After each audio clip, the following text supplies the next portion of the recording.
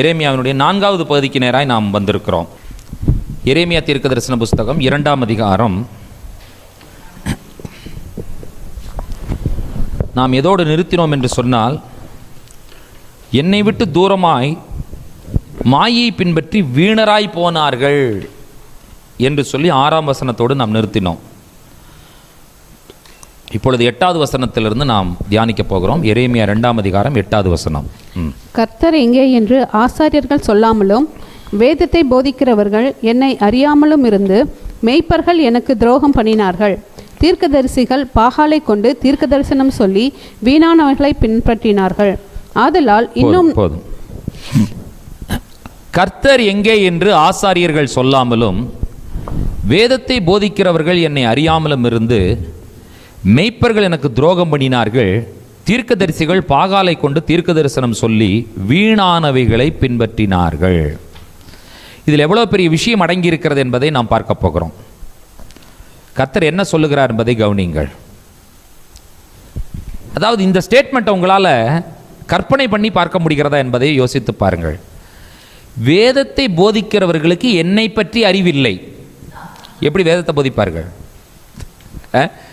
கர்த்தரை பற்றி அறிவில்லாமல் வேதாகமத்தை வைத்து போதிக்கிறவர்களுடைய போதனை எப்படி இருக்கும், அதை கேட்கிறவர்களுடைய நிலைமை எப்படி இருக்கும் என்பதை யோசித்து பாருங்கள். கர்த்தர் எவ்வளவு பெரிய விஷயத்தை சொல்லுகிறார். இன்றைக்கு நம்முடைய தேசத்தினுடைய நிலைமை, திருச்சபையினுடைய நிலைமையினுடைய பரிதாபகரமான நிலைமை இங்கே சுட்டி காட்டப்படுகிறது. வேதம் இருக்கிறது, ஆனால் இவர்களுடைய போதனையிலே கர்த்தர் இல்லை. அதைத்தான் இங்கே ஆவியானவர் சுட்டி காட்ட விரும்புகிறார். வேதத்தை போதிக்கிறவர்களுக்கு என்னை பற்றி அறிவில்லாமல் இருக்கும் என்று சொன்னால், கர்த்தரை பற்றி அறிவில்லாமல் இருக்கிற போதனை எப்படி இருக்கும் என்பதை யோசித்து பாருங்கள். எவ்வளவு வேதனையான விஷயம். தெரியாது. வேதத்தை போதிக்கிறவர்களுக்கு என்னை பற்றி அறிவில்லை. இது கர்த்தர் வைக்கிற முதலாவது குற்றச்சாட்டு. 2வது குற்றச்சாட்டு, மெய்ப்பர்கள் எனக்கு துரோகம் பண்ணினார்கள். மெய்ப்பர்கள் எனக்கு துரோகம் பண்ணினார்கள். அதாவது ஒரு பிக்சர் போடணும்னு நினைச்சேன், எனக்கு டைம் இல்லாதனால அந்த பிக்சர் போட முடியல. ஷெப்பர்ட், க்ரூக்கட், 2 வார்த்தை ஞாபகம் வச்சுக்கோங்க. Shepherd, crooked. ஷெப்பர்டுங்கிறதுக்கு மெய்ப்பன்னு பேர். குரூக்கட்னு என்னது?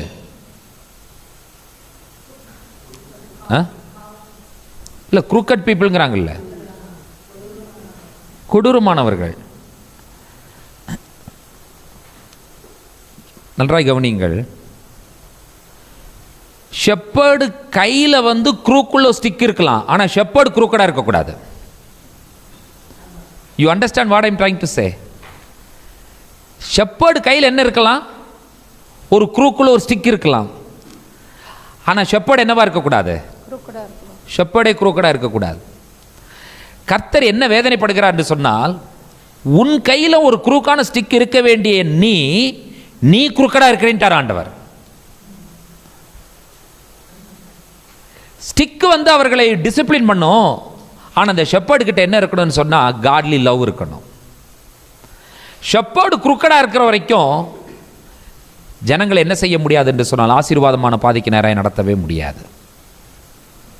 Shepherds can have a crook stick, but shepherd should not be a crooked. இதைத்தான் நாங்கள் சொல்கிறார். மெய்ப்பர்கள் எனக்கு துரோகம் பண்ணினார்கள் என்கிறதான இந்த வசனத்தினுடைய விளக்கம் இதுதான், இந்த வார்த்தைக்கு.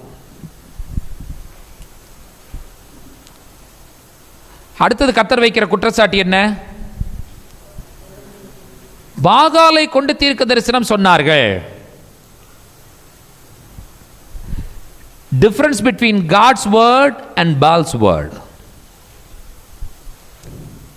பாகாலை கொண்டு தீர்க்க தரிசனம் சொன்னார்கள் என்பதனுடைய பொருள் என்னவென்றால், அவர்களிடத்தில் பாகாலின் வார்த்தை இருந்தது, அவர்களிடத்தில் எந்த வார்த்தை இல்லை?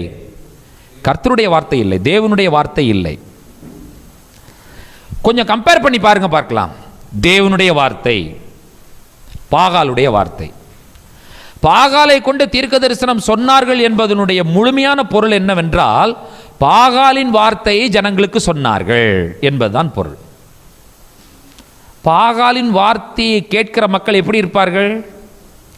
பாகாலின் வார்த்தையை பின்பற்றுகிற மக்கள் எப்படி இருப்பார்கள்? நிலைமை அதோ நிலைமை தான், அதோகதியாகிவிடும். சோ அவர்களிடத்தில் தேவனுடைய வார்த்தை இல்லை, அவர்களிடத்தில் பாகாலுடைய வார்த்தை இருந்தது. நாலாவது கர்த்தர் சொல்லுகிற வார்த்தை என்னவென்று சொன்னால், வீணானவைகளை பின்பற்றினார்கள். கர்த்தர் என்ன சொல்லுகிறார்? வீணானவைகளை பின்பற்றினார்கள். இப்ப எரேமியா 2ஆம் அதிகாரம் 16வது வசனத்தை வாசிக்கலாம். எந்த ஜாதியாவது தேவர்கள் அல்லாத தங்கள் தேவர்களை மாற்றினது உண்டோ என்றும் பாருங்கள். என் ஜனங்களோ வீணானவைகளுக்காக தங்கள் மகிமையை மாற்றினார்கள். அதாவது ஆங்கிலத்தில் மிக அழகாக சொல்லப்பட்டிருக்கிறது, but my people have exchanged their glorious God for worthless idols. Exchange, இதை எடுத்துட்டு அதை வைத்து விடுவது. எக்ஸ்சேஞ்ச் பண்ணி விட்டார்கள், ரீப்ளேஸ் பண்ணி விட்டார்கள். சங்கீதக்காரன் இதை பற்றி சொல்லும் பொழுது என்ன சொல்லுகிறார் என்பதை பாருங்கள். 106வது சங்கீதம் 19வது வசனத்தை 20வது வசனத்தையும் வாசிக்க கேட்கலாம்.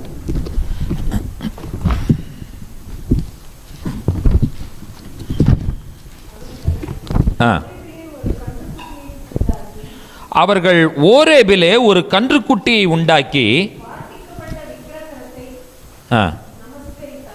வார்ப்பிக்கப்பட்ட விக்கிரகத்தை நமஸ்கரித்தார்கள்.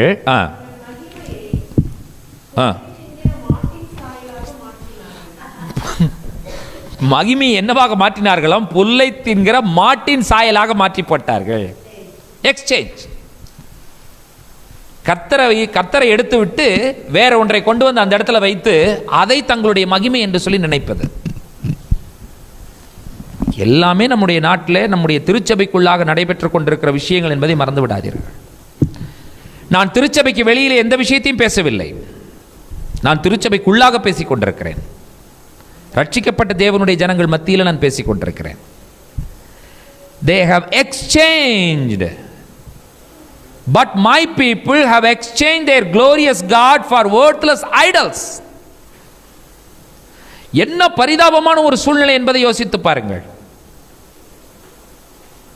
மகிமை என்று சொன்னால் ஒரே ஒருவருக்கு மட்டும்தான் மகிமை, அது கர்த்தர் இருந்தால் தான் மகிமை.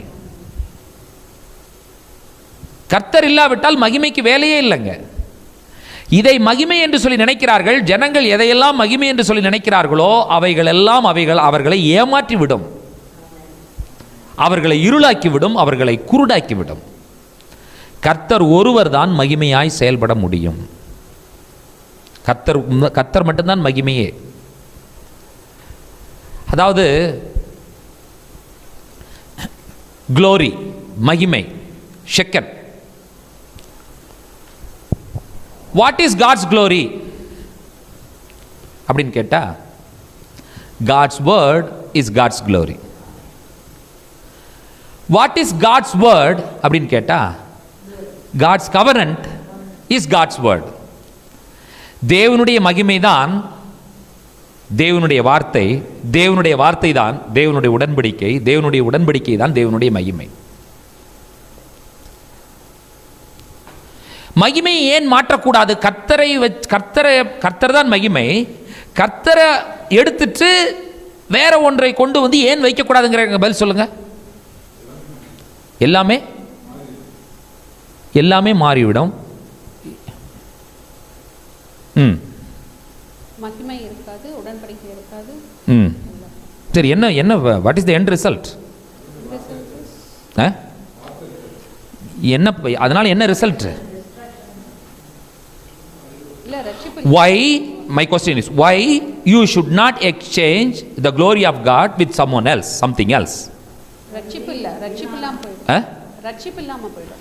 எல்லாமே சொல்றீங்க, கரெக்டான ஃபைனல் பொசிஷனுக்கு ஃபைனலுக்கு வர மாட்டேங்கிறீங்களே. அதான் என்ன அழிவு? அதான் கரெக்ட். சொல்லுங்க, இன்னும் கரெக்டா சொல்லுங்க. நீங்க சொல்றீங்க, ஆனா வந்துட்டு மக்களுக்கு புரியுற மாதிரி கரெக்டா கொண்டு வர மாட்டேங்கிறீங்க. நான் சொல்றேங்க, நீங்க அதாவது நாம் இறக்கும் பொழுது மகிமைக்குள் பிரவேசித்தார் என்று சொல்லி சொல்ல முடியாது. மகிமையை மாற்றினால் என்ன சொல்ல முடியாது? மகிமைக்குள் பிரவேசித்தார் என்று சொல்லி சொல்ல முடியாது. எத்தனை பேர் மகிமைக்குள் பிரவேசிக்க வேண்டும் என்பதற்காக இந்த உலகத்தில் வாழ்ந்து கொண்டிருக்கிறீர்கள்? If you want to enter into the glory of God, you cannot exchange the glory of God. Why you want the glory of God? அதான் கேள்வி. அதுதான் உங்களுக்கு தேவனுடைய மகிமை எதற்கு தேவை? ஏன் தேவனுடைய மகிமையை நான் மாற்றக்கூடாது? தேவனுடைய மகிமையை மாற்றினால் என்ன பலன், என்ன விளைவு என்று சொல்லி கேட்டால் என்ன விளைவு? மகிமைக்குள் பிரவேசிக்க முடியாது. மகிமைக்குள் பிரவேசித்தல் என்றாலும் ஒன்றுதான், உடன்படிக்கைக்குள் பிரவேசித்தார் என்றாலும் ஒன்றுதான், வார்த்தைக்குள் பிரவேசித்தார் என்றாலும் ஒன்றுதான். நம்ம வேற எதையோ கற்பனை பண்ணி பார்த்து கொண்டிருக்கூடாது. தேவனுடைய மகிமை என்று சொல்லி சொல்லும் பொழுது இந்த உலகத்தில் நாம் கிடைக்கக்கூடிய அங்கீகாரம் என்று சொல்லி நினைக்காதீர்கள். தேவனுடைய மகிமை என்று சொல்லும் பொழுது உலகத்தில் நமக்கு கிடைக்கக்கூடிய அங்கீகாரம் அல்ல, மகிமையின் மேல் மகிமை அடைந்து நாம் மறுரூபமாக வேண்டும். மோசே, எலியா, இயேசுநாதர் 3 பேரும் என்ன ஆனார்கள்? மறுரூபமானார்கள், மகிமை அடைந்தார்கள். they have become glorious. அவர்கள் மகிமை அடைந்தார்கள், மறுரூபமானார்கள் என்று சொல்லி பார்க்கிறோம். பிரியமான தேவனுடைய பிள்ளைகளே, இந்த உலக வாழ்க்கை சந்தோஷமாகவும் ஆசீர்வாதமாகவும் செழிப்பாகவும் வாழ்வதற்காக கர்த்தரால் கொடுக்கப்பட்ட வாழ்க்கை என்பதை நான் ஆணித்தரமாக ஒத்துக்கொள்கிறேன். பிரியமானவனே, உன் ஆத்மா வாழ்வது போல நீ எல்லாவற்றிலும் வாழ்ந்து சுகமாயிரு சொல்றியா? ஆனால் இந்த வாழ்க்கையில் நாம் வாழும் பொழுது கர்த்தருடைய மகிமைக்குள்ளாகவே நாம் வாழ்ந்தாலும் கடைசியில் கர்த்தருடைய மகிமைக்குள் பிரவேசிக்க முடியும். கர்த்தர் படுகிற வேதனை என்ன, கர்த்தருடைய இருதய வேதனை என்ன என்பதை நீங்கள் படிப்பீர்கள் என்று சொன்னால், தங்கள் மகிமையை புல்லை தின்கிற மாட்டின் சாயலாக மாற்றி போட்டார்கள் என்று சொல்லி கர்த்தர் வேதனைப்படுகிறார். எப்படி இருக்கும்? என் ஜனங்களோ வீணானவிகளுக்காக தங்கள் மகிமையை மாற்றினார்கள். they have exchanged their glorious God for worthless idols. கர்த்தர் வைக்கிற அடுத்த விஷயத்தை பாருங்கள். எரேமியா 2ஆம் அதிகாரம் 13வது வசனம். என் ஜனங்கள் 2 தீமைகளை செய்தார்கள். 2 தீமைகளை செய்தார்கள். ஜீவ தண்ணீர் ஊற்றாகிய எண்ணெய் விட்டு விட்டார்கள். ஜீவ தண்ணீர் ஊற்றாகி எண்ணெய் அவர்கள் விட்டு விட்டார்கள். தண்ணீர் நிற்காத தொட்டிகளாகிய வெடிப்புள்ள தொட்டிகளை தங்களுக்கு வெட்டி கொண்டார்கள். வெடிப்புள்ள தொட்டிகளை தங்களுக்கு வெட்டி கொண்டார்கள் என்று சொல்லும் பொழுது, வெடிப்புள்ள தொட்டிலை தண்ணி ஊற்றும் பொழுது என்ன இருக்கும்? Empty. why we always feel empty? because வெடிப்புள்ள தொட்டி இருந்தால் நமக்கு எப்பொழுது நிறைவு காணப்படும் என்பதை யோசித்து பாருங்கள். ஜீவ தண்ணீர் ஊற்றாகி எண்ணெய் அவர்கள் விட்டுவிட்டார்கள் என்று சொல்லி கர்த்தர் சொல்லுகிறார். மிக்கோர் மாயிம் ஹைம், ஸ்பிரிங் ஆஃப் லிவிங் வாட்டர்ஸ். மிக்கோர் மாயிம் ஹைம். மிக்கோர் என்று சொல்லும் பொழுது ஸ்பிரிங், மாயிம் என்று சொல்லும் பொழுது வாட்டர், ஹைம் என்று சொல்லும் பொழுது லைஃப். மிக்கோர் மாயிம் ஹைம். யார் இந்த ஜீவ தண்ணீர் என்று சொல்லி கேட்கும் பொழுது சமாரிய ஸ்திரியினுடைய உரையாடலுக்கு நேரம் நாம் கடந்து செல்லலாம். யோவான் எழுதின சுவிசேஷம் 4ஆம் அதிகாரம் 10வது வசனத்திற்கு நேராய் வாருங்கள். யோவான் 4ஆம் அதிகாரம் 10வது வசனத்தை வாசியுங்கள். இயேசு அவளுக்கு பிரதியுத்தரமாக, நீ தேவனுடைய ஈவையும் தாகத்துக்கு தா என்று உன்னிடத்தில் கேட்கிறவர் இன்னார் என்பதையும் அறிந்திருந்தாயானால் நீயே அவரிடத்தில் கேட்டிருப்பாய், அவர் உனக்கு ஜீவ தண்ணீரை கொடுத்திருப்பார் என்றார். இப்போ இந்த உரையாடல் நடந்த இடத்தை நாங்கள் போய் பார்த்தோம். என்ன பிரதர், பிரின்ஸ் பிரதர், தண்ணி குடிக்க கூட அந்த வாய்ப்பு கிடைக்காமல் போயிடுச்சு. நாங்கள் நேராகவே பார்த்தோம். ஓ, எங்களை பார்த்தீங்க நீங்க. சமாரிய ஸ்திரீ, அந்த சமாரியாவில் அங்கே நடைபெறுகிற அந்த உரையாடல், இது யாக்கோபுடைய கிணறு என்று சொல்லி சொல்லப்படுகிறது. இவள் யாக்கோபுடைய எங்கள் பிதாவையே யாக்கோபை பார்க்கல நீ பெரியவரா என்று கேட்கிறதற்கெல்லாம் பார்த்தீங்கன்னு சொன்னால் விளக்கம் கொடுக்கணும்னு சொன்னால் நிறைய விஷயங்கள் இருக்கிறது. அவைகளெல்லாம் நான் இப்பொழுது தொட விரும்பவில்லை சமயத்தின் காரணமாக. ஒரே ஒரு விஷயத்தை நாம் பார்க்கிறோம். இவர் ஒரு ஸ்திரீயோடு கூட பேசுகிறார். அதாவது யூதர்கள் என்ன தெரியுமா சொல்லுகிறார்கள், ஒரு மிட்ராஷ் ஒரு பெண்ணிட்ட ஸ்டார்ட் பண்ணணும்னு சொன்னா without her husband a Jew cannot start a மிட்ராஷ். அந்த பர்பஸுக்கு தான் உங்களுடைய வீட்டுக்காரர் என்னன்னு கேட்டார் அவர். எதற்காக? பைபிள் ஸ்டடி ஸ்டார்ட் பண்ணணும்னு சொன்னா ஒரு பெண்ணை தனியாக உட்கார வைத்துக் கொண்டு வேத பாடம் நடத்தக்கூடாது. எத்தனை ஆண்கள் ஆமன் ஒத்துக்கிறீங்க? நடத்தவே கூடாது. ஹஸ்பண்ட் கூட இருக்கணும். ஹஸ்பண்ட் மேலுக்கு தனியாக நடத்தலாமா? கண்டிப்பாக நடத்தலாம். பெண்கள் கூட இருக்கணுங்கிற அவசியம் கிடையாது. பெண்ணை மட்டும் தனியாக நடத்தலாமா? நடத்தக்கூடாது. கண்டிப்பாக ஹஸ்பண்ட் கூட இருக்கணும். ஹஸ்பண்டுக்கு மட்டும் தனியாக நடத்தலாமா? கண்டிப்பாக நடத்தலாம். எத்தனை பேருக்கு நான் என்ன சொன்னேன்னு புரிந்தது? ஸோ மிட்ராஷ் ஸ்டார்ட் பண்ணுறாரு. யாரை கேட்கிறார்? எங்க உங்க வீட்டுக்காரர் எங்கம்மா அப்படின்னு கேட்கிறார். இப்போ இவர் சொல்லுகிற விளக்கத்தை பாருங்கள். 4ஆம் அதிகாரம் 10வது வசனத்தில், தாகத்துக்கு தாய் என்று உன்னிடத்தில் கேட்கிறவர் இன்னார் என்பதையும் அறிந்திருந்தாயானால், இங்கேதான் ரொம்ப இம்பார்ட்டன்டான விஷயம். உனக்கு அவரை பற்றி ஒரு நாலேஜ் இருக்கும் என்று சொன்னால் என்பது சாதாரணமாக எடுத்துக்கொள்ளக்கூடிய வார்த்தை. பட் த ஹீப்ரூ வேர்ட் யடா, அப்ப என்ன சொல்லுகிறார்? தாகத்துக்கு தாய் என்று கேட்கிறவரோடு கூட உனக்கு ஒரு இன்டிமேட் ரிலேஷன்ஷிப் இருக்கும் என்று சொன்னால்,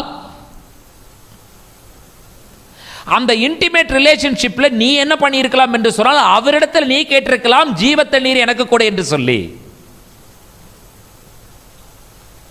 கஷ்டமா இருக்கலாம் சொல்றது. புரியுதா உங்களுக்கு? புரியுதா புரியலையா? ஆளை தெரிஞ்சிருந்தான்னு சொல்லல, ஆள் கூட உனக்கு நெருங்கிய தொடர்பு இருந்தால், இன்டிமசி இருந்தால். What you mean by intimacy? இங்க என்ன தெரியுமா சொல்லுகிறார்? தாகத்திற்கு தாய் என்று கேட்கிறவரை நீ உனக்குள்ளாக வைத்திருப்பாய் என்று சொன்னால் அதுவே போதுன்னு அவ்வளவு. If you keep him in your life, உன்னுடைய வாழ்க்கையில் அவரை நீ வைத்திருந்தால்,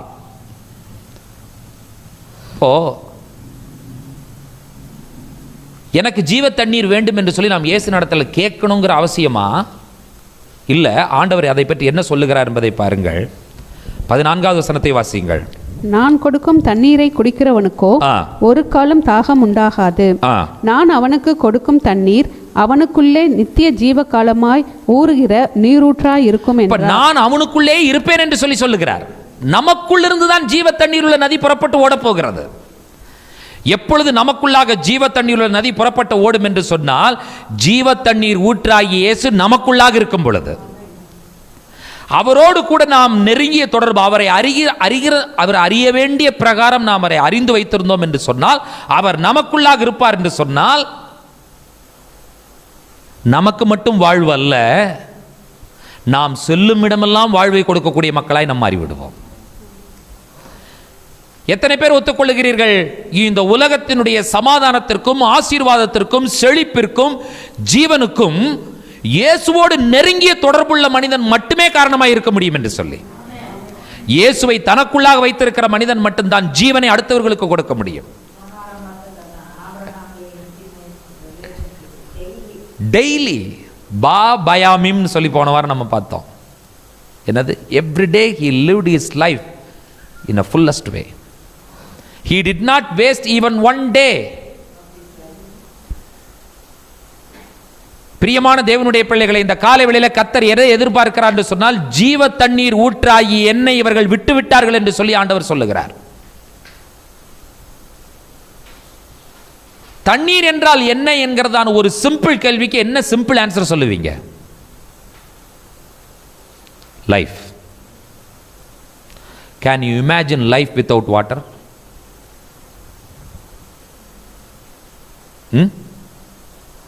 முடியுமா?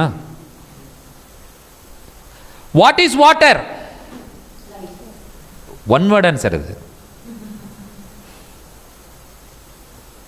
தண்ணீர் தான் ஜீவன். இயேசுநாதர் தன்னை குறித்து சொல்லும் பொழுது நான் ஜீவ தண்ணீர் என்று சொல்லிவிட்டார். கர்த்தர் சமாரிய ஸ்திரீக்கு ஒன்றை புரிய வைக்க விரும்புகிறார். எதை புரிய வைக்க விரும்புகிறார் என்று சொன்னால், உனக்குள்ளாக நான் இருக்க வேண்டும், அப்பொழுது உனக்குள்ளிருந்து ஜீவ தண்ணீர் உள்ள நதிகள் புறப்பட்டு ஓடும் என்று சொல்லிவிட்டார். ஃபாதர் என்ன அழகா பாடியிருக்கிறார். போகும் இடமெல்லாம் ஆரோக்கியமே, பாயும் இடமெல்லாம் பரிசுத்தமே, சேரும் இடமெல்லாம் ஆறுதலே, செல்லும் இடமெல்லாம் செழிப்புதானே, ஜீவ தண்ணீரே ஆவியானவரே, வற்றாத நதியாக வாரும் போதகரே. அற்புதமான தேவனுடைய மனிதன் தேவனுடைய பாடல்களை அபிஷேகத்தில் நிரம்பி உபவாசித்து உட்கார்ந்து பாடுகிற பாடல்கள் ஒரு நாளும் வீணாய் போனதே கிடையவே கிடையாது. நீங்கள் யோசித்து பாருங்கள். ஜீவ தண்ணீருள்ள நதிகள் புறப்பட்டு ஓடும் என்று சொல்லி ஆண்டவர் சொல்லுகிறார். If you are intimate with God, நீங்க தண்ணீரை வாங்கி குடிக்க வேண்டும் என்கிற அவசியம் இல்லை. தண்ணீர் உங்களுக்குள்ளாகவே வந்து விடுகிறது. தண்ணீரை நீங்கள் தேடி ஓட வேண்டும் என்கிற அவசியம் இல்லை. இப்பொழுது ஆண்டவர் என்ன சொல்லுகிறார் என்பதை வாசியுங்கள். யோவான் 7ஆம் அதிகாரம் 38வது வசனத்தில்,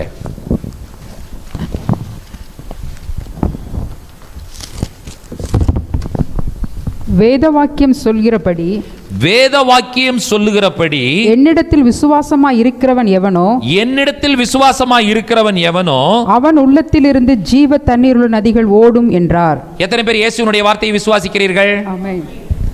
வேத வாக்கியம் சொல்லுகிறபடின்னு என்ன அர்த்தம்? தோரா சொல்லுகிறபடி, அக்கார்டிங் டு த தோரா, யாரெல்லாம் என்னிடத்தில் விசுவாசமாய் இருக்கிறார்களோ, what do you mean by that? என்னிடத்தில் விசுவாசமாய் இருக்கிறது என்ன அர்த்தம்?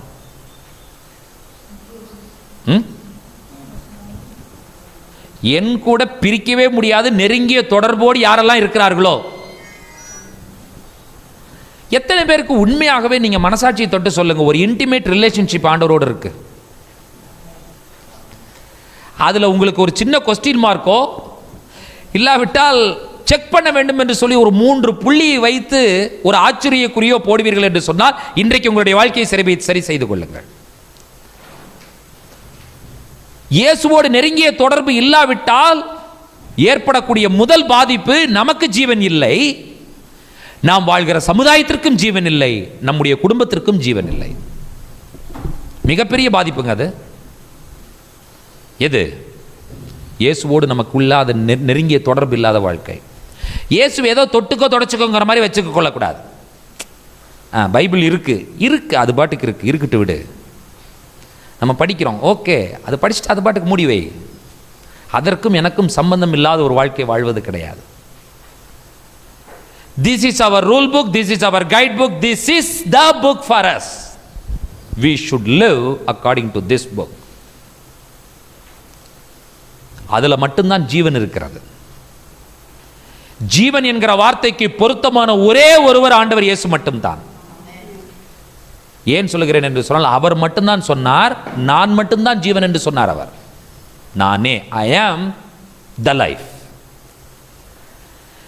2 பேரை குறிப்பிடுகிறார். ஒருவன் சாத்தான். சாத்தானுக்கு ஒரு வேலை இருக்கிறது, திருடுவது, கொல்லுவது, அழிப்பது.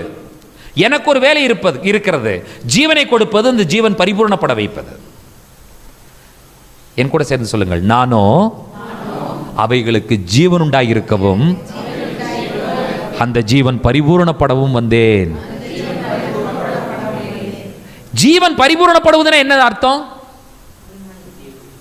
நித்திய ஜீவன். எக்ஸாக்ட்லி. entering into glory. ஜீவனை பரிபூரணப்பட வைப்பது ஆண்டவர் ஒருத்தர் தான் முடியும்.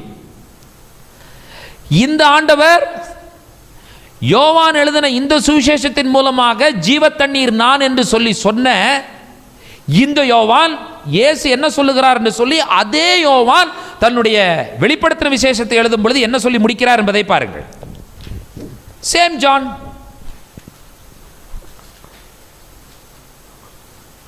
இருபத்தி 2ஆம் அதிகாரம் 17வது வசனம். ஆவியும் மனவாட்டியும் வா என்கிறார்கள். ஆ. கேட்கிறவனும் வா என்பானாக. ஆ. தாகமாயிருக்கிறவன் வரக்கடவன். ஆ. விருப்பமுள்ளவன் ஜீவ தண்ணீரை இலவசமாய் வாங்கிக் கொள்ள கடவன். விருப்பமுள்ளவன் ஜீவ தண்ணீரை இலவசமாக வாங்கிக் கொள்ள கடவன். Jesus is free. எத்தனை பேர் ஒத்துக்கொள்கிறீர்கள் ஆம் என்று சொல்லி? இயேசு அவரும் அவருடைய ஜீவ தண்ணீரும், அவர்தான் தண்ணீர், அவர்தான் ஜீவன், எல்லாமே இலவசம். எதனால்?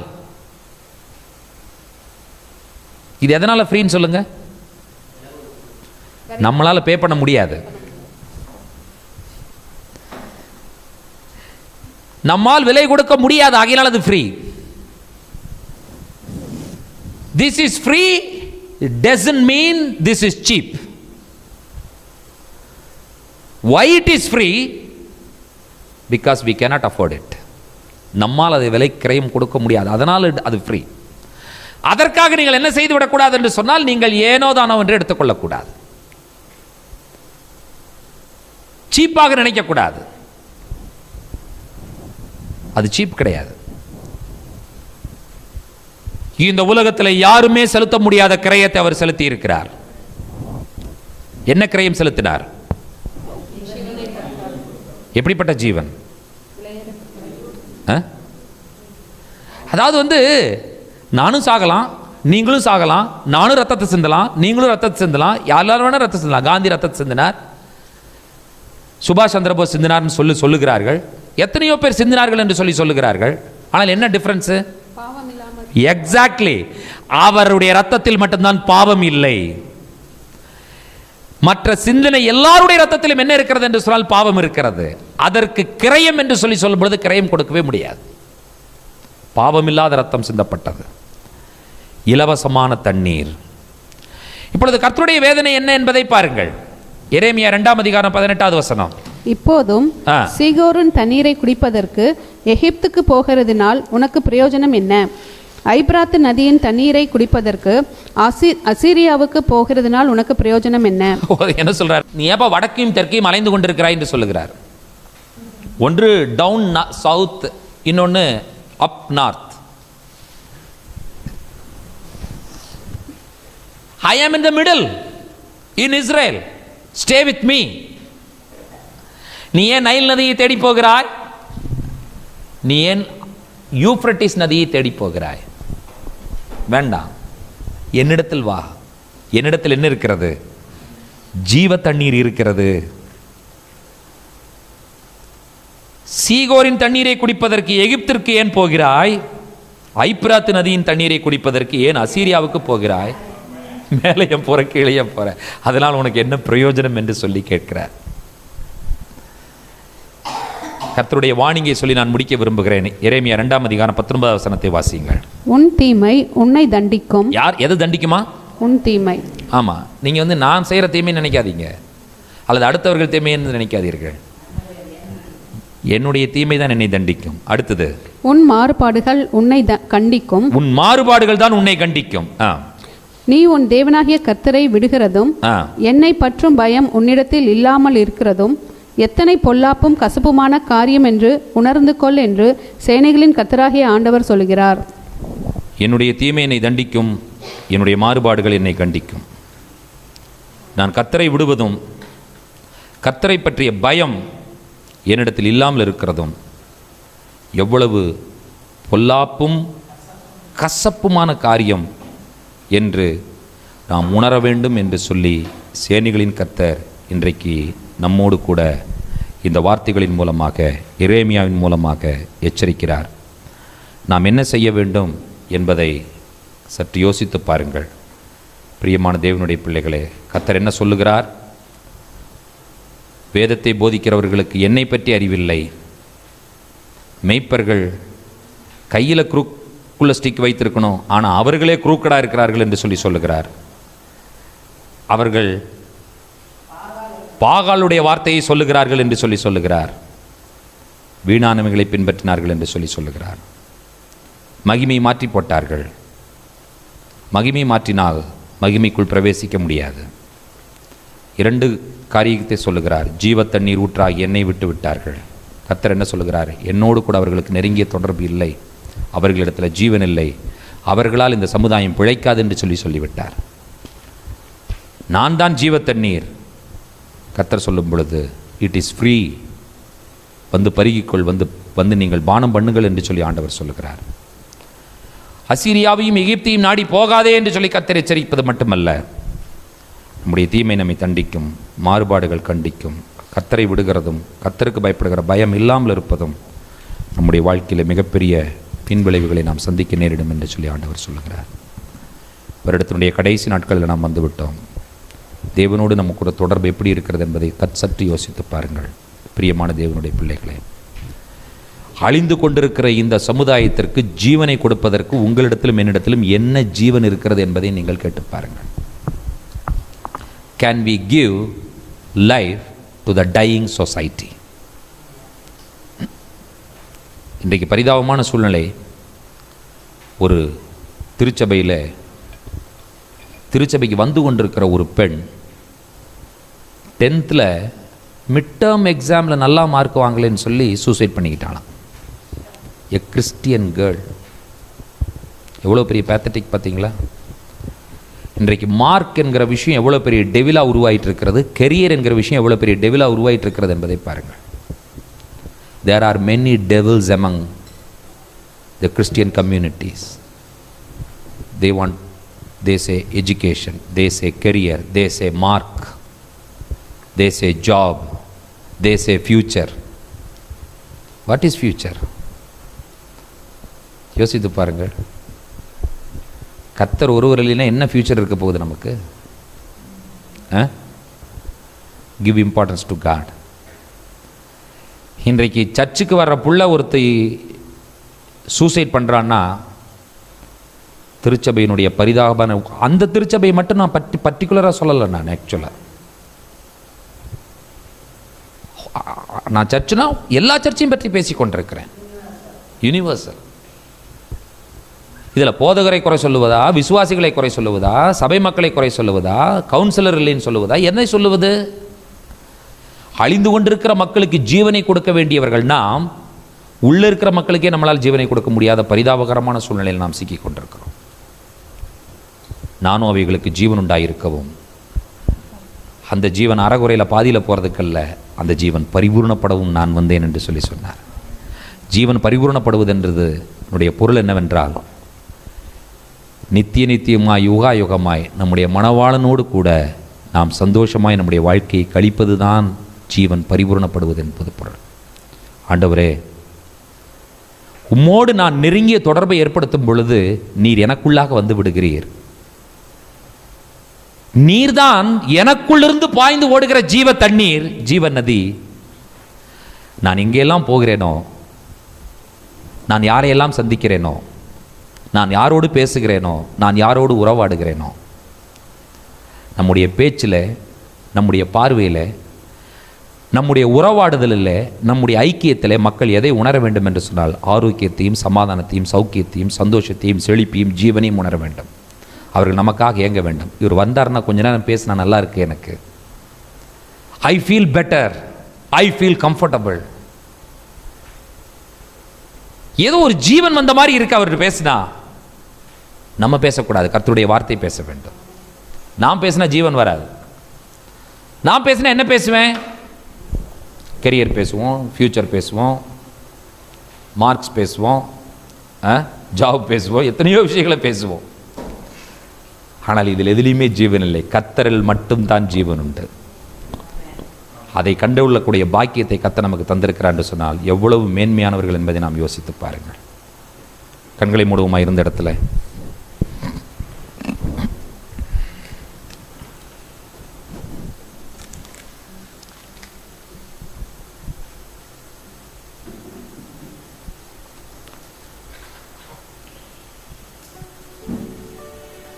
பரிசுத்தமுள்ள பிதாவே,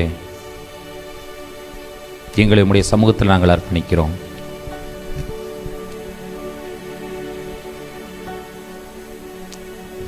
முழு சமுதாயமும் முழு உலகமும் அறிந்த பாவம் செய்த ஒரு பாவியான ஸ்திரீயே உம்மால் ரட்சிக்க முடியும் என்று சொன்னால் உன்னிடத்தில் கேட்கிறவர் இன்னார் என்பதை நீ அறிந்திருந்தாய் என்று சொன்னால் நீயே அவரிடத்தில் கேட்டிருப்பாய், அவர் உனக்கு ஜீவ தண்ணீரை கொடுத்திருப்பார் என்று சொல்லி நீ சொன்னீரே ராஜா. எவ்வளவு பெரிய ஒரு பாவியான ஸ்திரீ. பிதாவை எங்கும் தொழுது கொள்ளும் காலம் வருகிறது என்று சொல்லி நீ சொல்லியிருக்கிறீரே, அதற்காய் ஸ்தோத்திரம் சொல்லுகிறோம் ஆண்டவரே. உம்மோடு கூட உமக்குள்ளாகவே நாங்கள் வாழ வேண்டும் ஆண்டவரே. நீர் எங்களுக்குள்ளாக வாழ வேண்டும். என்னையும் இயேசுவையும் பிரிக்கவே முடியாது என்கிறதான ஒரு சூழ்நிலைக்கு நாங்கள் தள்ளப்பட வேண்டும் ராஜா. உம்மோடு ஐக்கியமாகி விட கர்த்தர் உதவி செய்யுங்க. இந்த சமுதாயத்திற்கு எதை கொடுத்தாலும் இந்த சமுதாயம் பிழைக்கவே பிழைக்காத ஆண்டவரே. நாங்கள் செய்யும் சமுதாய சேவைகளால் இந்த சமுதாயத்திற்கு பிழைப்பு இல்லை. அதை ஒரு கருவியாக வேண்டுமானால் நாங்கள் பயன்படுத்தலாம். ஆனால் தேவனுடைய வார்த்தை மட்டும்தான் இந்த சமுதாயத்திற்கு பிழைப்பை கொடுக்க முடியும். அந்த வார்த்தை எங்களிடத்தில் இருக்கிறதா? அந்த வார்த்தையை நாங்கள் நேசிக்கிறோமா? அந்த வார்த்தையின்படி நாங்கள் நடக்கிறோமா? அந்த வார்த்தையாகவே நாங்கள் மாறிவிடுகிறோமா? நீர் எங்களிடத்தில் எவ்வளோ விஷயத்தை சொல்லி இருக்கிறீர் ஆண்டவரே. 2 தீமைகள் என்று சொல்லி சொன்னீர். ஜீவ தண்ணீராகிய ஊட்டாகிய என்னை விட்டுவிட்டார்கள், வெடிப்புள்ள தொட்டிகளை தங்களுக்காக உண்டாக்கி கொண்டார்கள் என்று சொல்லி எவ்வளவு வேதனைப்படுகிறீர் ஆண்டவரே. உம்முடைய இதய வேதனை அறிந்து உம்மோடு நாங்கள் நெருங்கி வாழ கர்த்தர் எங்களுக்கு உதவி செய்யும்படி ஜெபிக்கிறோம். கர்த்தருடைய ஆவியானவர் தொடர்ந்து எங்களோடு இடைப்படுவீராக. இயேசு கிறிஸ்துவின் நாமத்தில் பிதாவே, ஆமென்.